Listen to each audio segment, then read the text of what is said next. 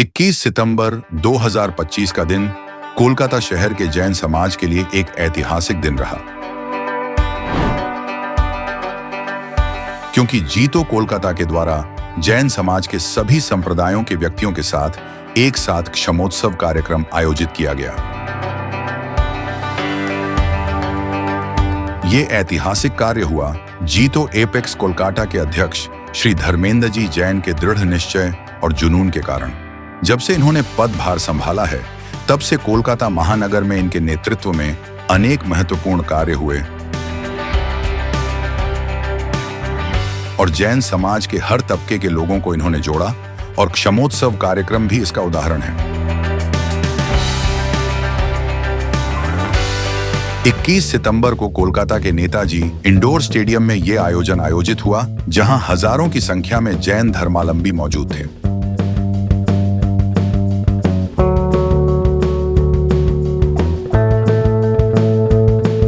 इस कार्यक्रम में भाग लेने के लिए विशेष रूप से जीतो एपेक्स के जनरल सेक्रेटरी श्री ललित डांगी और इंदौर से उपाध्यक्ष कमलेश सोजातिया भी पहुंचे थे। कार्यक्रम की शुरुआत के पहले सूरत से आई गायिका अभिलाषा के द्वारा भजनों की प्रस्तुति हुई।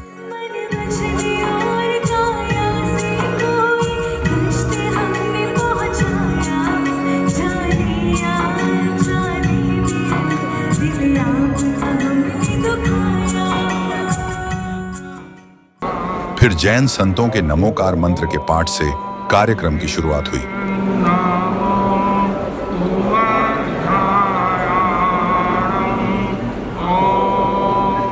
फिर जीतो लेडीज विंग के द्वारा मंगलाचरण हुआ।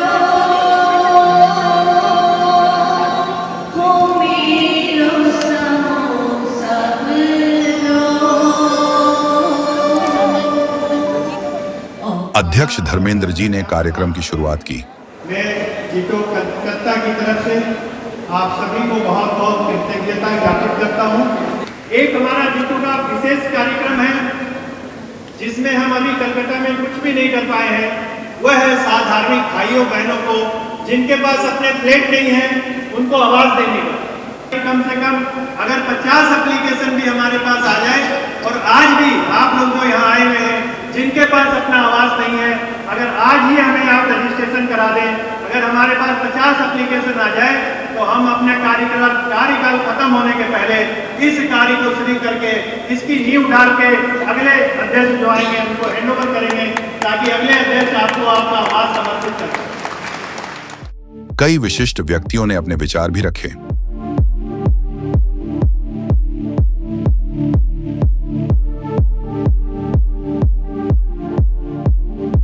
और फिर जैन संतों ने अपने आशीर्वाद में सारगर्भित बातें कहीं। एक मंच पर जैन समाज के विभिन्न संप्रदायों को देखकर अद्भुत खुशी की अनुभूति हो रही थी।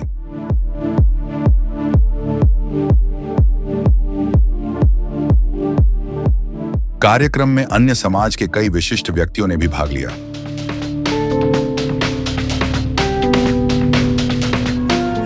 विशाल नेताजी इंडोर स्टेडियम में जब जैन ध्वजा एक साथ लहराई, तो मानो ऐसा लगा कि जैसे कोई जैन कुंभ का आयोजन हो रहा है।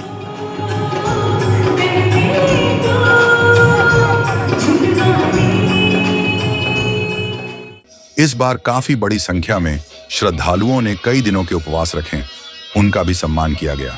वाह जिंदगी द्वारा 10 लक्षण पर्व पर 46 जैन मंदिरों के दर्शन कराने वाली फिल्म निर्मित की गई थी, जिसमें देश के कई जैन भजन गायकों के भजन सुनाए गए थे। उससे प्रभावित होकर कोलकाता की प्रख्यात बंगाली गायिका ने एक जैन भजन गाकर वाह जिंदगी को भेजा, जो ये साबित करता है कि जैन धर्म का सम्मान सभी धर्मावलंबी करते हैं।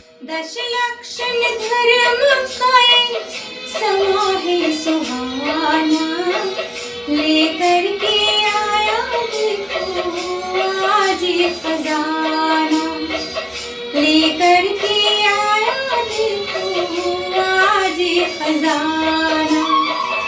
आता है जब जब देखो भादो महीना, आता है जब जब देखो भादो महीना। तेरा तन से लेनी ऐसे महीना, जड़ा लो लगीना जरा लो लगी नाम जब खुद को सजाना, ऐसा ये खजाना। कार्यक्रम की समाप्ति सामूहिक क्षमा मांगने और क्षमा प्रदान करने से हुई। एवं काया से क्षमा याचना करते हैं। जैन संतों ने वाह जिंदगी को आज के सफल कार्यक्रम पर अपने भाव प्रकट किए। दिगंबर और श्वेतांबर ये क्या होता है? ये कुछ नहीं होता है। ये बात कही है दो जैन संतों ने। हम कहते हैं ये श्वेतांबर है, ये दिगंबर है, लेकिन आज भरे मंच पे इन्होंने ये कहा है कि हमें एक होना नहीं है, हम एक हैं। ये बहुत बड़ी बात दोनों ने कही है। गुरुदेव, आज के इस कार्यक्रम को लेकर आप क्या कहेंगे? मैंने जो बात वहाँ कही है कि हम लोग बहुत जैन के बारे में बात करते हैं, लेकिन सबसे पहले जैन समाज को जैन लिखना चाहिए अपने नाम के आगे। दूसरे नंबर पर जैन, दिगंबर, श्वेतांबर ये सब अलग अलग पंथ हैं, लेकिन हम सब एक हैं और हमें ये बातें कहने की ज़रूरत नहीं है। हमारे आदर्श, हमारे विचार सब एक हैं। इसलिए मैं इतना ही कहना चाहूँगा कि दोनों और पूरी सकल जैन समाज को बहुत बड़े कार्य करना चाहिए। और आज यह क्षमोत्सव का जो कार्यक्रम था अपने आप में विशिष्ट अद्भुत कार्यक्रम था। आप किसी भी संप्रदाय के हो और सांप्रदायिक दृष्टिकोण का विकास करो, हम जिन बिंदुओं में एक है उन बिंदुओं में आगे बढ़ते जाए, आगे बढ़ते जाए। एकता में अनेकता, अनेकता में एकता, यही जैनों की विशेषता, यही जैनों की विशेषता। साथ ही कार्यक्रम में मौजूद अनेक लोगों ने अपने विचार भी प्रस्तुत किए। आज जीतो द्वारा क्षमा उत्सव का इतना भव्य आयोजन हुआ है, तो आपको कैसा महसूस हो रहा है? सुपर। मैं जीतो की पूरी टीम को, धर्मेंद्र भाई को और पूरी टीम को, हमारे विनोद दुग्गड़ जी सबको बहुत बहुत धन्यवाद देना चाहूँगा। इतना सुंदर क्षमोत्सव कार्यक्रम किया जो कलकत्ते के इतिहास में पहली बार हो रहा है। और इस प्रोग्राम में हम सारे जैन भाई को आज एक दूसरे मिल के अपनी क्षमा भावना करने का उत्सव मिल रहा है, मौका मिल रहा है। ऐसे कार्यक्रम हमेशा होते रहे। जैन धर्म में सबसे बड़ा महत्व क्षमा का है और ये कार्यक्रम करके हम सकल जैन समाज एक ही स्टेज पर आकर के ये जो कार्यक्रम कर रहे हैं, इसका पूरे विश्व के अंदर में अच्छा संदेश जाएगा। यहाँ जीतो द्वारा ये आयोजित प्रोग्राम बहुत ही सुंदर है। उन्होंने आगे भी बहुत अच्छा प्रोग्राम किया था और ऐसा प्रोग्राम समाज में, जैन समाज में होता रहे तो एकता सिद्ध होती रहेगी। यही मेरी शुभकामनाएं हैं। ये सकल जैन समाज को एक साथ जोड़ने की एक बात है।